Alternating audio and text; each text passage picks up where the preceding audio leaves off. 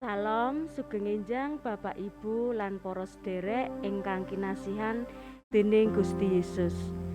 Saderengipun pangibadah ing enjang menika, kawula pradataning pasamuan badhe maosaken pawartos gereja. Namung nyuwun pangapunten badhe kula waosaken migunakaken basa Indonesia.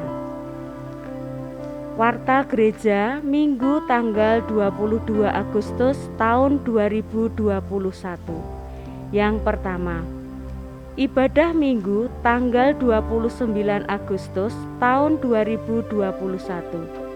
Ibadah kontemporer pada hari Minggu tanggal 29 Agustus 2021 dengan pengantar bahasa Indonesia diselenggarakan secara online melalui YouTube channel GKJ Pakem dan dimulai pada pukul 8. Dalam ibadah tersebut akan dilaksanakan prosesi kenaikan kelas dari anak ke remaja dan dari remaja ke pemuda.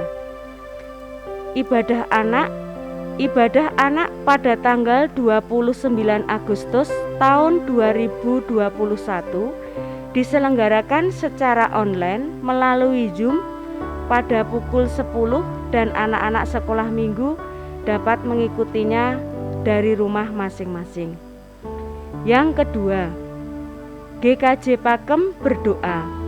Komisi Pemuda Remaja GKJ Pakem mengundang dan mengharapkan partisipasi Bapak, Ibu serta saudara dalam kegiatan doa bersama yang diselenggarakan rutin setiap hari Selasa sore pukul 18 melalui Zoom meeting serta disiarkan langsung melalui YouTube channel GKJ Pakem. Link akses akan diinformasikan melalui WA grup masing-masing kelompok PA. Yang ketiga, pengumpulan persembahan. Untuk ibadah hari ini terdiri atas 2 persembahan mingguan dan 1 persembahan diakonia. Persembahan dimasukkan dalam amplop tertutup yang diberi tanggal dan jenis persembahan, dikumpulkan melalui kantor gereja setiap hari pada jam kerja atau melalui majelis wilayah masing-masing. Yang keempat, program peduli COVID-19. Majelis Gereja mengucapkan terima kasih kepada segenap warga jemaat dan simpatisan yang telah berpartisipasi dalam penggalangan dana, dan kami masih terus memohon partisipasi dari segenap warga jemaat maupun simpatisan. Dana yang terkumpul akan dipergunakan untuk memberikan bantuan bagi jemaat GKJ Pakem yang terpapar COVID-19 serta untuk pengadaan alat kesehatan, bahan dan obat-obatan yang dipandang perlu.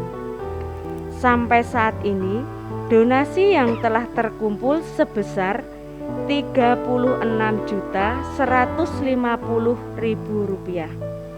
Sedangkan pengeluaran sebesar Rp31.458.600. Saldo saat ini sebesar Rp4.691.400. Donasi dari Bapak, Ibu serta saudara dapat secara tunai diserahkan kepada bendahara gereja melalui bendahara kelompok, melalui kantor gereja, atau dapat ditransfer melalui nomor rekening yang tertera di sahabat. Yang kelima, laporan persembahan sampai dari tanggal 15 sampai tanggal 21 Agustus tahun 2021. Total persembahan Rp12.147.000. Mekaten pawartos gereja, pawartos ingkang jangkep saged dipun waos wonten ing sabat. Pasamuan kaaturan jumeneng. Pasamuan kagunganipun Gusti. Dinten menika kita sampun lumebet ing minggu kaping sekawan wulan kebangsaan. Wonten ing minggu menika kita kaemutaken malih supados tansah kiyat wonten ing Gusti. Satemah kita saged gesang ing alam kamardikan kanthi suka bingah saha raos syukur. Pramila saking menika sumangga kita lumebet ing pangibadah menika kanthi ngrepekaken KPK BMGJ 16 padha ingkang sepisan. Puji mring Allah kang Maha Wisesa.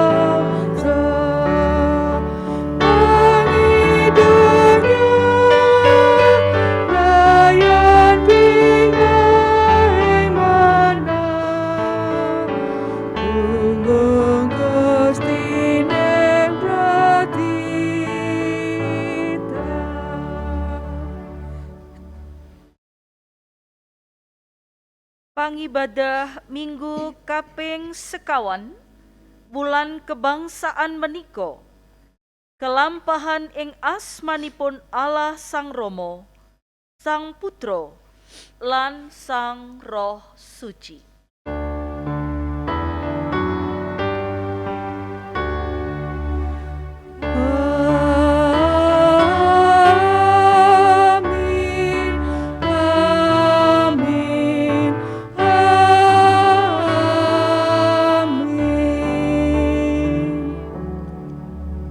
Gusti Allah nunggila ing panjenengan sedaya.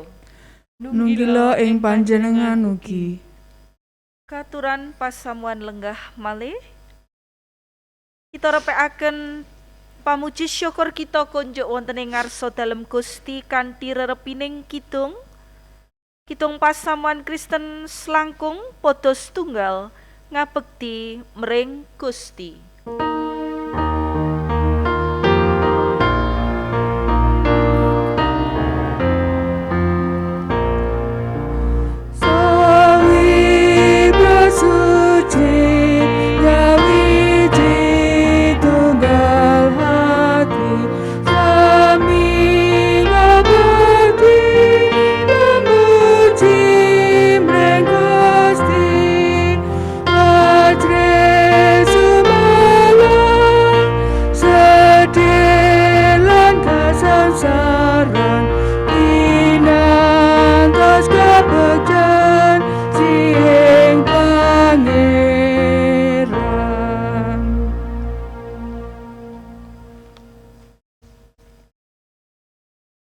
Sumangga kita lumebet wonten ing pangekening dosa. Kanthi migatosaken pangandikanipun Gusti ingkang sinerat wonten ing setunggal Yohanes sekawan ayat 17 dumugi 18 ingkang mekaten suraosipun. Katresnani Allah iku sampurna ana ing kita, yaiku menawa kita padha tatak ing pracaya ing dina pangadilan. Awit kaya dene panjenengane kita uga ana ing donya kene. Sakjroning katresnan ora ana rasa wedi. Katresnan kang sampurna iku malah mengkas rasa wedi. Amarga wedi iku ngandhut paukuman. Lan wong kang wedi iku ora sampurna katresnane. Sumangga kita nyuwun sih kawelasaning Allah.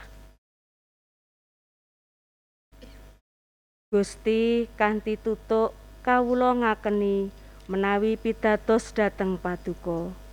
Nanging ing saklebete pemanggih saha tumindak kawula selak dhateng Paduka. Awit ing satengahe pacoben saha tantanganing gesang kawula kirang teguh. Kawula asring gagal anggenipun mujudaken iman. Kawula ugi asring boten peduli kalian kawontenan ketidakadilan, kemalasan saha ketidakberdayaan ingkang sansaya radin kelampahanipun. Malah kepara kawula ugi ingkang asring dados tiyang ingkang nindakaken bab-bab kala wau. Duh Gusti, kawula saestu dereng saged nindakaken tanggel jawab minangka abdi Paduka. Gusti, Roh Paduka tansah paring panglipur, neguhaken saha mucal kawula supados saged nindakaken bab ingkang leres. Ananging kawula asring nutup korining manah kawula. Satemah pakaryan Paduka boten makarya ing gesang kawula. Lan kawula ugi dados boten peka dhateng kersa Paduka. Kawula nyuwun kawelasan Paduka, Duh Gusti. Sumangga kita ngrepekaken KPKB MGJ Kawandasa 7 padha ingkang sepisan.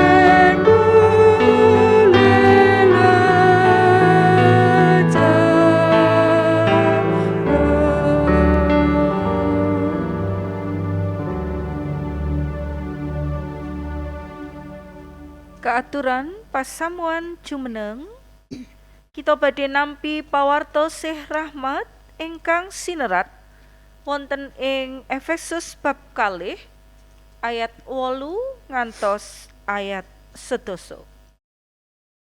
Sebab anggonmu padha kapitulungan rahayu iku seka sih rahmat merga pracaya lan iku dudu wohing pambudidayamu nanging peparinge Gusti Allah iku dudu wohing panggawemu. Aja ana wong kang gumunggung merga kita iki titahe Gusti Allah katitahake ana ing Sang Kristus Yesus supaya padha nglakoni panggawe becik kang kacawesake Gusti Allah sadurunge minangka ambah-ambahan kita. Pekaten menika sih rahmat peparingipun Gusti kangge kita. Puji syukur konjuk Gusti. Lumati ing Gusti.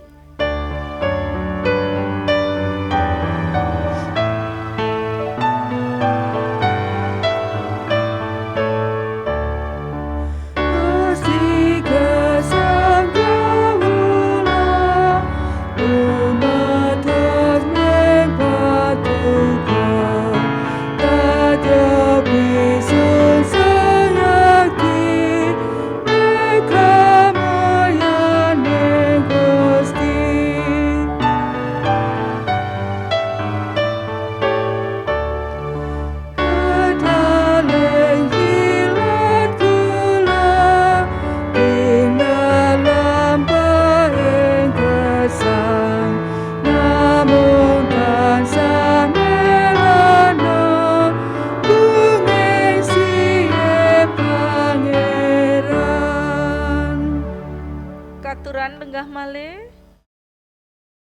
Kita badhe nampi sabda pangandikanipun Gusti lan saderengipun kita sesarengan nampi pangandikanipun menika, sumangga kita lumebet wonten ing pacawisan pandonga sesarengan ndedonga. Matur nuwun Duh Gusti, paduka sumbering gesang kawula, paduka tila ingkang paring cahyaning katresnan ing gesang kawula ugi. Lan wekdal menika kawula badhe nampi wonten ing sabda pangandika paduka. Kawula masrahaken awit kawula rumaos cupet budi saha nalar kawula, mila Roh Paduka ingkang suci ingkang badhe mitulungi bikak raos sing manah lan paring padang ing pangertosan, kawula saged nampi ngraosaken lan malah sesarengan mujudaken ing gesang padintenan. Ing asma dalem Gusti Yesus kawula masrahaken pandonga menika. Amin. Monggo kita tampi sabda pangandikanipun Gusti lumantar Injil Yohanes bab 6 kawiwitan wonten ing ayat 20 ngantos 29. Yohanes 6 ayat 20 ngantos 29. Mekaten sabda pangandikanipun, para siswa bareng krungu kang mengkono mau akeh kang padha ngucap mengkene, tetembungan iki keras temenan, kang betah ngrungokke wae sapa? Gusti Yesus mirsa sakjroning penggalih menawa siswani padha ngedumel ing bab iku mau, banjur mangandikani, apa kowe padha kacenthok ing pituturku iku mau? Kang iku kepriye saumpama kowe padha weruh putrane menungso sumengko menyang padunungane kang dhisik. Roh iku kang nguripke daging iku ora ana paedahe. Tembung kang dak tuturake marang kowe iku roh lan urip. Nanging ana panunggalanmu kang ora percaya. Pancen Gusti Yesus kang ora pracaya. Pancen Gusti Yesus ora kekilapan wiwitan mula. Sapa wonge kang padha ora pracaya lan kang bakal masrahake panjenengane banjur ngendika, mulane kowe wis padha dak warah mengkene, ora ana wong kang bisa marani aku kejaba menawa wis kaparingan wewenang saka Sang Rama. Wiwit nalika iku para siswane akeh kang padha mundur, wis ora nderekake tindake meneh.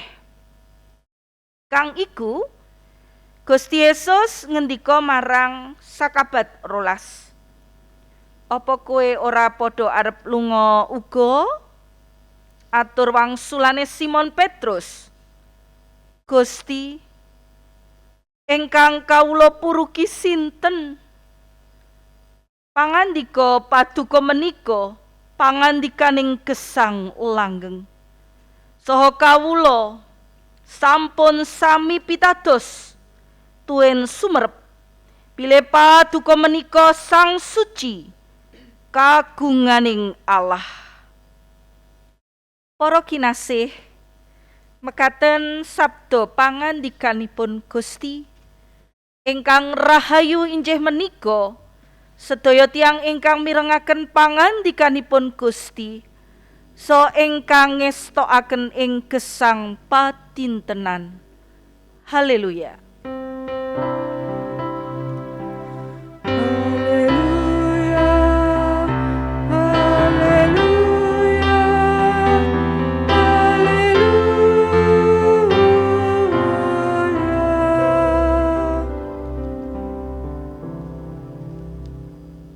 Pasamuanipun Gusti ingkang kinasih, kita badhe nyinaoni bab kiyat wonten ing Gusti kanthi waosan sabda pangandikanipun Gusti wonten ing Yohanes bab 6 ayat 60 ngantos 69 kala wau.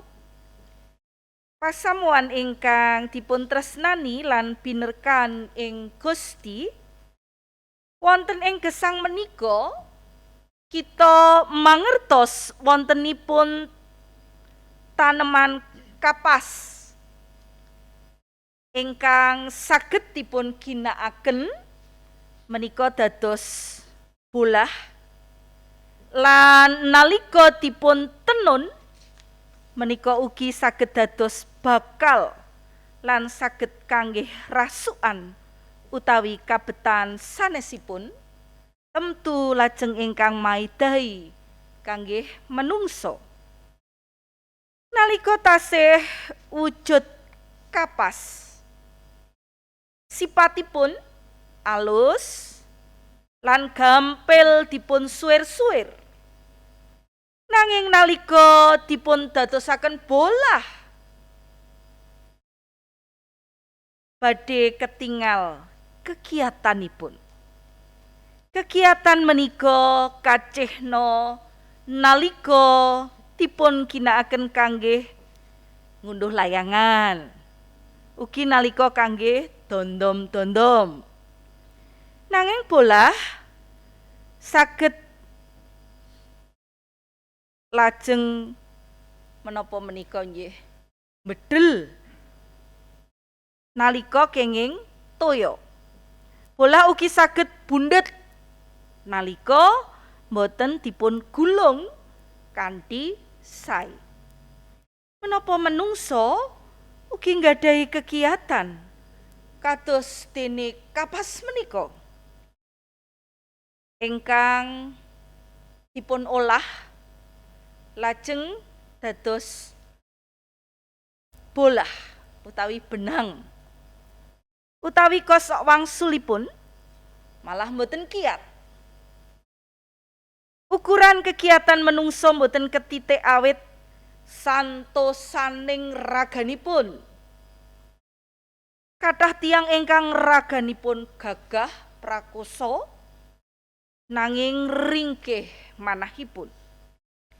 Kathah tiyang ingkang dipun wastani ringkih raganipun awit ketingal kuru nanging kasunyatan gadahi kegiatan ingkang ageng ing manahipun. Pramila kegiatan tumraping menungso saged dipun panggihaken lumantar cak-cakaning gesang ingkang dipun tindakaken wonten ing gesang padintenanipun. Kanggih manggihaken cihnaning kegiatanipun menungso minangka tiyang pitados, Gusti tansah paring pitulungan lan kita jumbuhaken kalian menapa ingkang dados sabda pangandikanipun Gusti ing peladosan khotbah kanthi ira-iraan kiyat wonten ing Gusti. Dene piwucal sabdanipun Gusti ingkang saged kita petik inggih menika bab kiyat nampi pangandikanipun Gusti. Kita saged ngraosaken lumantar Injil Yohanes menika cariyos nalikanipun para murid nampi piwucal. Lajeng piwucalipun menika napa? Piwucal ingkang dipun tampi bab Gusti Yesus minangka roti panguripan. Roti panguripan ingkang saged dipun tampeni dening menungso lumantar sarira lan ugi rahipun ingkang saged dipun tedha lan dipun ombe. Dadosaken gorehing manahipun murid-murid ingkang wradenipun saking tiyang Yahudi. Bab menika kaanggep mokal awit tiyang Yahudi sampun gadahi pemanggih gumathok turun temurun dene leluhuripun nampi roti mana tuwin peksi gemak minangka tondo. Tondo anggenipun Gusti ngrimati raganipun tiang-tiang Israel. Para sedherek ingkang kinasih, raos pangraos ingkang kados mekaten menika ingkang dadosaken bangsa Israel rumaos benten kaliyan bangsa sanes lan boten merlokaken piwucal sanesipun. Mila wonten murid-murid sawetawis ingkang boten tahan lajeng nilaraken Gusti. Ananging tumrapipun sakabat 12 nalika dipun dangu dening Gusti Yesus, menapa ugi mboten nilar Gusti Yesus? Tumunten Petrus nilakaken atur, dateng sinten malih ingkang dipun purugi? Mboten wonten sanes, inggih namung Gusti Yesus ingkang mbabar pangandika minangka pangandikan ingkang estu paring piwucal gesang langgeng awit kababar saking pribadi ingkang dipun pitadosi lan ugi dipun sumurupi minangka ingkang suci saking Gusti. Pangandikanipun Gusti Yesus dados sabda lan sayektosipun Gusti Yesus menika sang sabda ingkang sejati. Pramila pitados dumateng Gusti Yesus ugi pura nampi menapa ingkang dados sabda pangandikanipun kanthi gumolonging manah. Para kinasih, lumantar perkawis menika saged dados pancatan anggen kita niti preksa diri kita, ugi migatosaken tuwuh ngrembakaning kapitadosaning warganing pasamuan. Menapa kita ugi nggadahi kegiatan kangge nampi Gusti lumantar prasetyan lan pangandikan dalah pengorbanan saking sariro lan rahipun Gusti, utawi lajeng gadah niat malah badhe nilaraken Gusti awit rumaos awrat lan boten kiat ing momotaning gesang. Kanthi ngengeti tasih wonten tiyang pitados ingkang sampun nelakaken prastyan dumateng Gusti kanthi gumolonging manah nanging boten dipun cepengi kanthi kiat. Mugi bab menika ndadosaken kita lajeng purun tansah mawas diri. Kathah perkawis ingkang dados jalaran boten kiat lumampah utawi nglampahi gesang nunggil kalian Gusti. Karingkianing kapitadosanipun dipun ginakaken panguwasing pepeteng inggih menika iblis tumunten nglindih tiang pitados satemah nyingkur lan nilar Gusti. Awit saking menika kita saged migatosaken menapa ingkang dados sabda pangandikanipun Gusti. Bilih estunipun wonten ing lampah gesang ingkang kita tampi menika, Gusti tansah paring pitulungan. Gusti ngiyataken lan wonten pangajeng-ajeng wonten prastyanipun Gusti ingkang endah ing gesang kita. Sumangga kita tansah sumarah nyadong berkah peparing dalem Gusti lan kita namung saged masrahaken sedaya pakaryan kita kanthi pandonga supados kita ampun ngantos tumiba ing panggoda. Roh kita pancen cumadang nanging daging iku ringkih.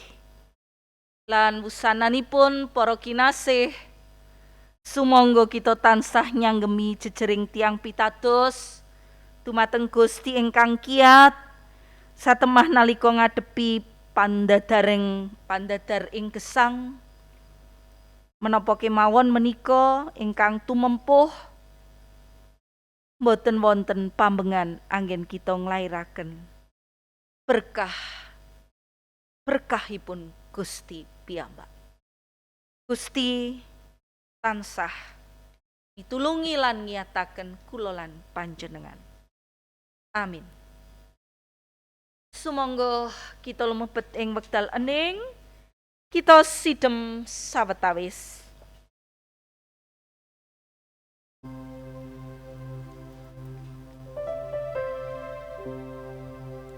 Ageng katresnan paduka Gusti lan kawula badhe masrahaken wetah kawontenan gesang menika wonten ing pananggil paduka wonten ing pangakening kapitadosan kawula.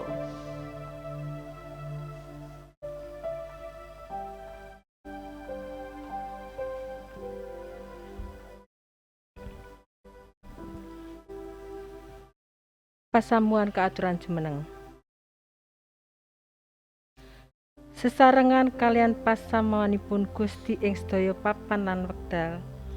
Sumangga kita nginggalaken iman kapitadosan kita kanthi ngikraraken pangaken pitados rasuli ingkang mekaten. Kawula pitados dhateng Allah Sang Rama ingkang Maha Kawasa, ingkang nitahaken langit kalian bumi. Inggih pitados dhateng Yesus Kristus ingkang putra untang-anting Gusti kawula, ingkang kabebetaken dening Roh Suci miyos saking prawan Maryam, ingkang nandhang sangsara nalika jumenipun Pontius Pilatus, kasalib, nglampahi seda, lajeng kasarekaken, tumedhak dhateng ing teleng palimengan. Ing tigang dintenipun wungu malih saking antawisipun tiang pejah, lajeng sumengka dhateng ing swarga, pinarak wonten ing tengenipun Allah Sang Rama ingkang Maha Kawasa. Saking riku inggih badhe rawuhipun ngadili tiyang ingkang gesang kalian ingkang pejah. Kawula pitados dhateng Roh Suci, kawula pitados wontenipun pasamuan Kristen setunggal ingkang suci sarta radin. Inggih patunggalanipun para suci punapa dene pangumputening dosa, tanginipun raga sarta gesang langgeng. Pasamuan kaaturan lenggah malih.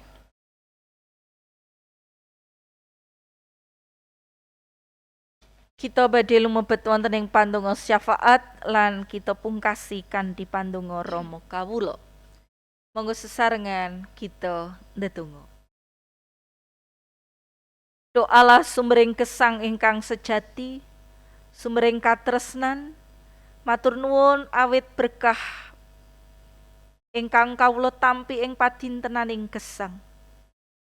Kawula ngraosaken agenging sih kamirahan paduka rinonce ing sedaya perkawis gesang, kasisan lan kabingan dados tembang ing gesang ingkang estunipun tansah ngiyataken anggen kawula sansaya ngoyot mitadosaken gesang wonten ing paduka. Awit kawula ugi pitados paduka boten nate nilar saha negakaken kawontenan gesang kawula. Kawula masrahaken pasamuan paduka wonten ing pundi kemawon papan. Mirunggan kawula sesarengan wonten ing brayat ageng GKJ utawi Gereja Kristen Jawi Pakem menika. Kawula masrahaken para warganing pasamuan anggenipun nindakaken menapa ingkang dados tanggung jawab ing gesang. Kawula ugi masrahaken maneka warni tarung batos ing gesangipun ingkang nembe ngraosaken karibetan awis sesakitipun. Kawula masrahaken para sedherek kawula setunggal mbaka setunggal wonten ing pitulungan saha pangayoman paduka.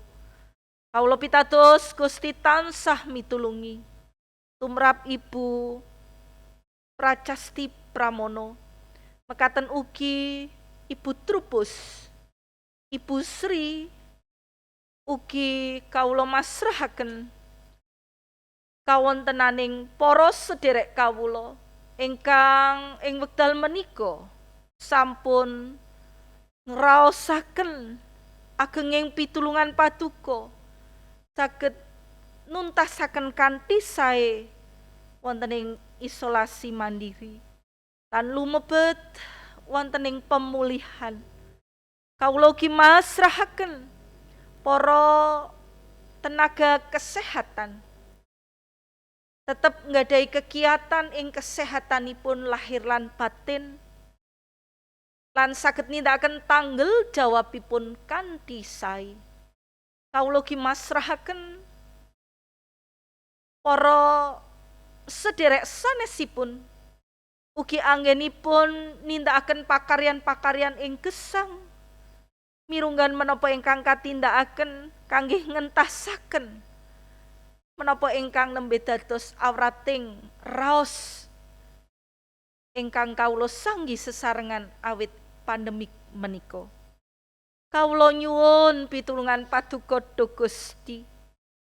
Mekaten ugi kawula masrahaken para tiyang sepuh anggenipun tetep kanthi kasedyan kanthi semangat juang ingkang ageng makarya ing kawontenan ingkang sarwa winates menika kangge tetep saged nyekapi kabetaning brayatipun.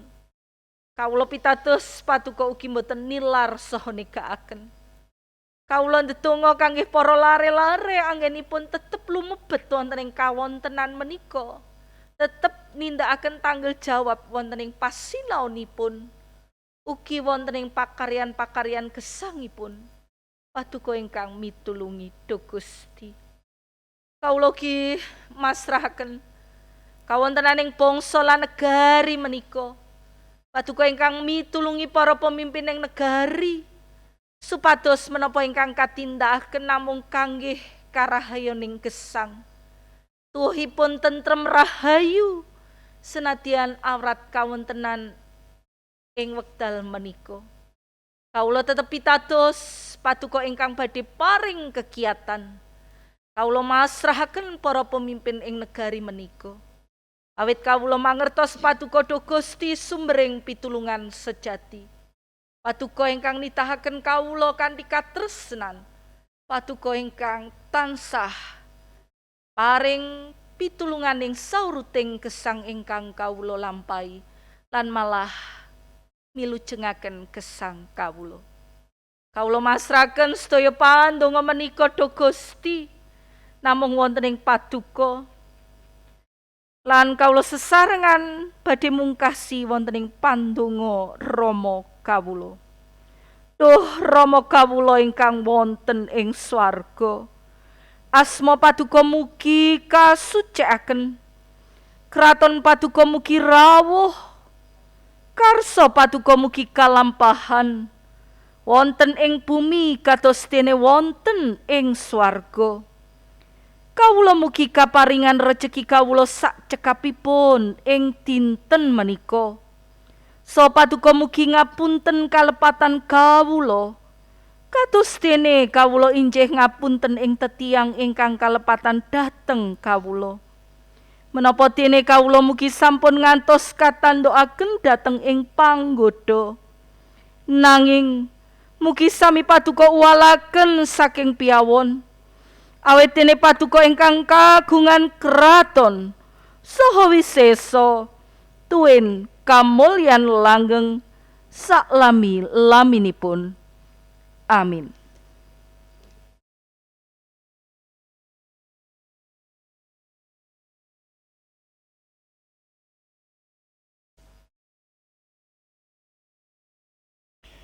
Pasamuan monggo kita nyaosaken pisungsung nanging saderengipun kita waos saking setunggal babad 16 ayat 28 dumugi 29.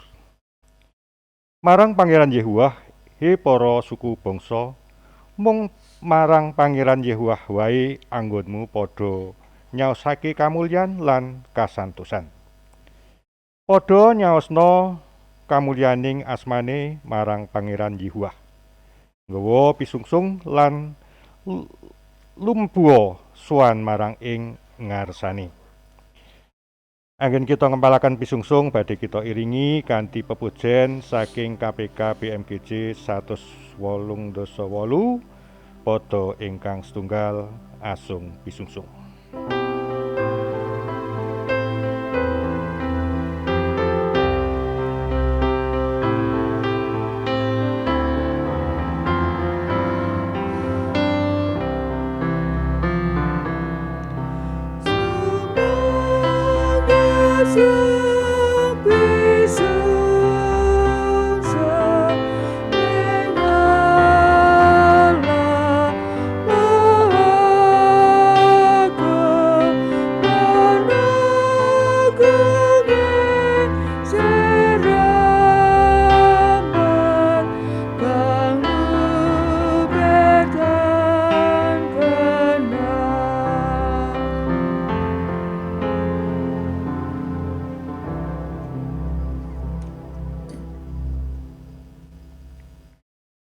Monggo kita sami ndedonga masrahaken pisungsung kita. Pasamuan ka suwun jumeneng. Duh Gusti kawula ingkang dedhampar wonten ing kraton swarga ingkang mulya saha langgeng Gusti kawula Yesus Kristus. Duh Gusti kawula ngaturaken puji syukur kunjuk dumateng Paduka awit sedaya berkah ingkang Paduka paringaken dumateng kawula. Sae berkat kesehatan, berkah kacekapan, saha berkah karohanen. Duh Gusti Yesus ing tengahing pangibadah menika kawula sami nyaosaken sebagian alit berkat peparing Paduka ingkang ageng dumateng kawula. Mugi Paduka berkahi saha Paduka sucikaken. Temah saged kangge sarana ateking pasamuan Paduka ugi leladosan dumateng sesami. Duh Gusti mugi Paduka inggih nyagetaken kawula misungsungaken sawetahing gesang kawula kagem kaluhuraning asma Paduka. Duh Gusti Yesus ing segrap malih kawula badhe mungkasi pengibadah menika. Mugi Gusti tansah paring pangapunten sedaya kalepatan wonten salaminipun ing pangibadah menika.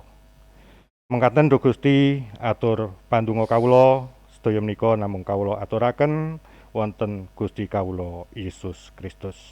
Amin.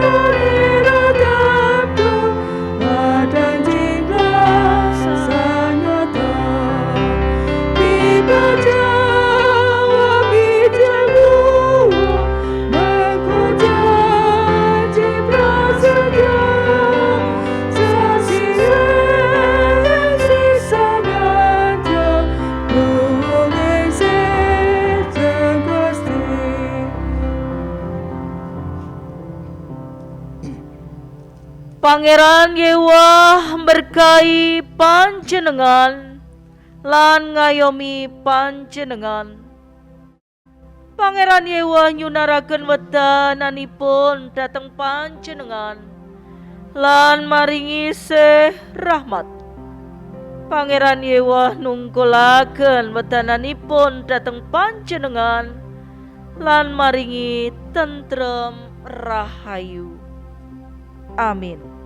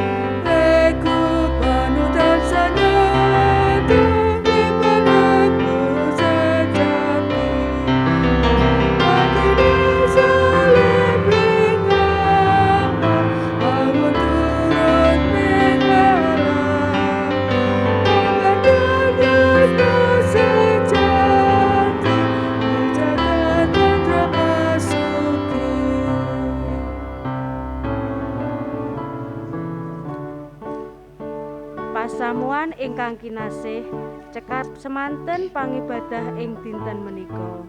Sumangga tansah nindakaken urip kang resik lan sehat. Tansah nindakaken protokol kesehatan lan tansah ndedonga. Gusti berkahi kita sedaya.